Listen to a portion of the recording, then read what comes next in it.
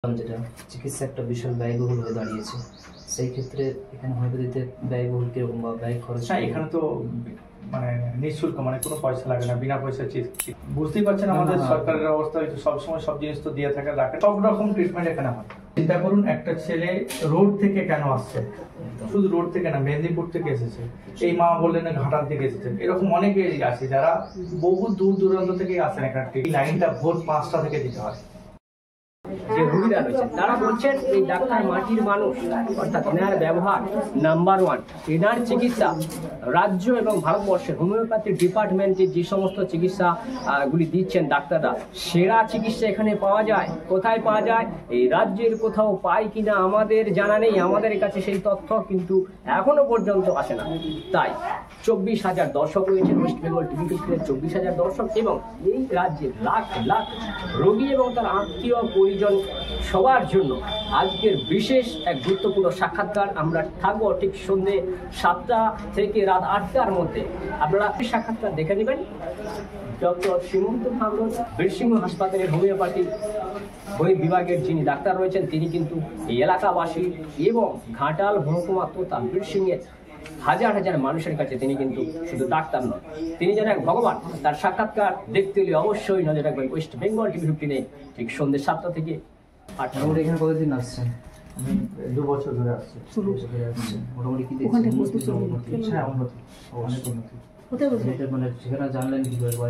জানি না কোথা থেকে আসছেন। আমার বাড়ি মাংরুল, এখান থেকে প্রায় 12 কিলোমিটার 15 কিলোমিটার দূরে বাড়ি। আচ্ছা, তো মোটামুটি এই যে ডাক্তারবাবু দেখছেন, বাবুর ব্যবহার কেমন? খুব ভালো, খুব সুন্দর ব্যবহার। আমি প্রথমে এমনি একবারটি ঘুরতে এসেছিলাম, তারপরে এসে ডাক্তারবাবুর সঙ্গে আমরা কথা বলি, যেহেতু এবং আমার প্রবলেমটার ব্যাপারে ওনার সঙ্গে আলোচনা করি। তখন উনি বললেন যে ঠিক আছে, আস্তে আস্তে ওষুধ খান, ঠিক হয়ে যাবে। তো ওষুধ খেয়ে খেয়ে আস্তে আস্তে দেখলাম যে হ্যাঁ, অনেকটা কী হয়েছে। আমার মেন্টালি তখন প্রবলেম ছিল যে কোথাও কিছু নেই, মনে হচ্ছে যে আমি শ্বাস নিতে পারছি না। হ্যাঁ, মনে হচ্ছে এক্ষুনি আমার একটা কিছু হয়ে যাবে, স্ট্রোক বা কিছু হার্ট অ্যাটাক টাইপ হয়ে যাবে। মাইন্ডের একটা দারুণ প্রবলেম চলছিল, অ্যাংজাইটি প্রবলেম। অনেক জায়গায় ডাক্তার দেখিয়েছিলাম, কোথাও কিছু সাকসেস হয়নি। মানে এই প্রবলেমটা আমার ছিল। তো যখন আমি এখানে এলাম স্যারের সঙ্গে আলোচনা করতে, স্যার আমাকে অনেকক্ষণ ধরে অ্যানালিসিস করার পর ওষুধ দিয়েছিলেন, বললো এগুলো কন্টিনিউ করতে থাকো, আস্তে আস্তে ঠিক হবে। বর্তমান যুগে যখন এলাকাতে রমরমা চারিদিকে, এবং আপনার শহর কাছাকাছি যেটা ঘাটাল, সেখানে বড় বড় হসপিটাল আছে, এবং বর্তমানে আমাদের এইমস এখানে দেখছি প্রায় খুব রোগীর ভিড় হচ্ছে, এইমসে যাচ্ছে অনেকে বলছেন। সেই হিসাবে সেখান থেকে না গিয়ে আপনি এখানে আসার কারণ?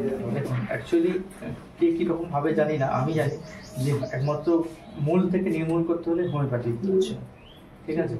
তো সেই হিসাবে আমার যেহেতু প্রবলেমটা অন্য জায়গায়, আমি মূল থেকে নির্মূল করার জন্য হোমিওপ্যাথি করি। প্রথমে আমি এলাকাতে গিয়েছিলাম, বললাম না, আমি অনেক ডাক্তারকে দেখিয়েছি, অনেক টেস্ট করিয়েছি, সবেতে আমার নর্মাল, কোনো মানে সব জায়গাতেই কোথাও কিছু কাজ হয়নি। তো এখানে এসে আমি অনেক সাকসেস পেয়েছিলাম, তখন থেকে আমি কন্টিনিউ চালিয়ে যাচ্ছি। স্যার বললেন যে এটা বন্ধ করা যাবে না এখন, তো কন্টিনিউ করতে থাকো, ঠিক হয়ে যাবে। তো বর্তমান যুগে যে সময় দাঁড়িয়ে আপনি বললাম যেটা চিকিৎসা একটা বিশাল ব্যয়বহুল হয়ে দাঁড়িয়েছে, সেই ক্ষেত্রে এখানে হোমিওপ্যাথিতে ব্যয়বহুল কিরকম বা ব্যয় খরচ? হ্যাঁ, এখানে তো মানে নিঃশুল্ক, মানে কোনো পয়সা লাগে না, বিনা পয়সা চিকিৎসা। মানে ওষুধপত্র এক্সট্রা যদি কিন্তু ওরকম কিছু এখান থেকে সব ওষুধ পেয়ে যায়? এখান থেকে সব ওষুধ পেয়ে যায়। কখনো কখনো না থাকলে তখন উনি সাজেস্ট করেন যে এটা বাইরে থেকে কিনে নেবেন। আচ্ছা, কখনো কখনো দেখুন, বুঝতেই পারছেন আমাদের সরকারের অবস্থা, সবসময় সব জিনিস তো দিয়ে থাকে, রাখে না। তো এমন কিছু কিছু ওষুধ থাকে যেগুলো হয়তো থাকে না, তখন বাইরে থেকে সাজেস্ট করেন। যেমন আমি খাই ক্যালিফ্রস S6, ওটা উনি এরকম আরো কিছু কিছু ওষুধ যেগুলো বাইরে থেকে নিয়ে সাজেস্ট করেন। কিছু পরীক্ষা নিরীক্ষার ব্যাপার থেকে না, ওরকম কিছু ব্যাপার না, পরীক্ষার আমি আগে সমস্ত কিছু টেস্ট করা ছিল, সেগুলো আমি স্যারকে দেখিয়েছিলাম। উনি বললেন টেস্ট করার কোনো প্রয়োজন নাই, নতুন করে সব কিছু ঠিক আছে, কোনো প্রবলেম নেই, খালি ওষুধটা কন্টিনিউ করতে, ওষুধটা বন্ধ না হয়ে যায়। এখানে কি মানে সব রকম রোগের চিকিৎসা হয় নাকি না পার্টিকুলার কিছু? না, সমস্ত কিছু, পার্টিকুলার কিছু নেই। এর থেকে যে কেউ অনেকে এসে দেখবেন মানে অ্যালার্জি নিয়ে, কেউ স্কিন ডিজিজ নিয়ে, কেউ হার্টের প্রবলেম নিয়ে এসেছে, কেউ হাঁটুর প্রবলেম নিয়ে এসেছে, অনেক সব রকম ট্রিটমেন্ট এখানে হয়। উনি সব রকম ট্রিটমেন্ট যে এখানে একটা আপনারা এখন বাজে আপনার 2:30, এখন স্রোতটা দেখতে পাচ্ছেন না। এটা যদি আপনি 10টা-11টার সময় আসেন, তখন এই জায়গাটায় ভেতরে আসার জায়গা থাকবে না, এত ভিড় থাকে, বুঝতে পেরেছি। এত মানুষ আসছে। চারিদিকে যখন এলাকাতে রমরমা, আমাদের অ্যাডভার্টাইজ বিজ্ঞাপন দেখতে পাচ্ছি, সব সময় দেখাচ্ছে বিভিন্ন টিভি চ্যানেলে বলুন, সেই জায়গায় কিন্তু হোমিওপ্যাথি একটা আপনাদের এখানে বীরসিংহ বিদ্যাসাগরের জন্মস্থান, সেই এটা জায়গায় আলোড়ন একটা সৃষ্টি করেছে। আলোড়ন সৃষ্টি করেছে বলতে চাইছেন, তাই তো? একদম আলোড়ন সৃষ্টি করেছে। অসংখ্য নইলে ধন্যবাদ। চিন্তা করুন, একটা ছেলে রোড থেকে কেন আসছে, একদম। শুধু রোড থেকে না, মেদিনীপুর থেকে এসেছে, এই মা বললেন না ঘাটাল থেকে এসেছে, এরকম অনেকেই আছে যারা বহু দূর দূরান্ত থেকে আসেন এখানে ট্রিটমেন্টের জন্য।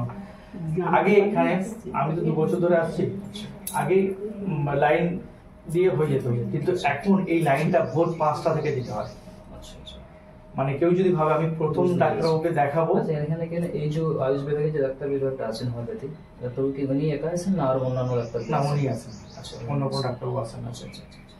ঠিক আছে, তো বুঝতে পারছো যে হোমিওপ্যাথির যে একটা আলোড়ন আমরা শুনেছি আগে ডক্টর সীমন্ত খামরুই উনি এখন দেখেন। রাম চক্রবর্তীর নাম শুনেছিলাম কলকাতাতে বা আরো বিবেক গাঙ্গুলি শুনেছি।